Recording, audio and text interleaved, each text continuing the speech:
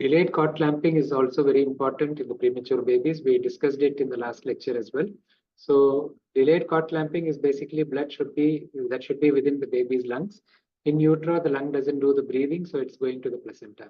And after the placenta function is finished, after delivery, this blood needs to come back into the lungs, and that will only happen if you delay the clamping and wait for the lungs to open up.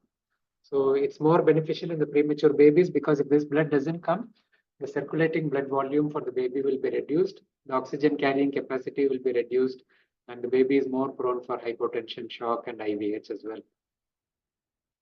So the cord clamping is delayed for 30 to 60 seconds if the cord pulsations are good. Your obstetrician may be worried that the premature baby is not crying. You don't expect them to be vigorous and cry soon after birth like in a term baby.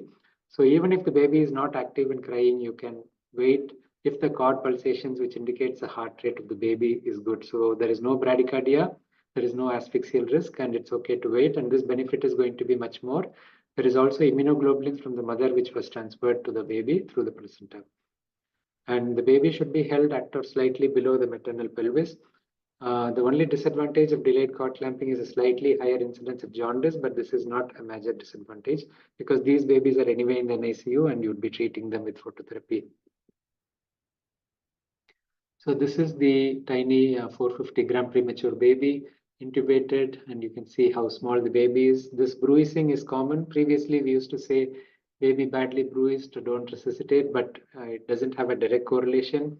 Because their skin is so fragile, just the delivery process bruises them, so that doesn't mean they are not viable.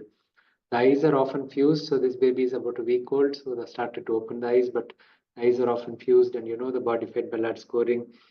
When you do that, most of the scores are minus in this case.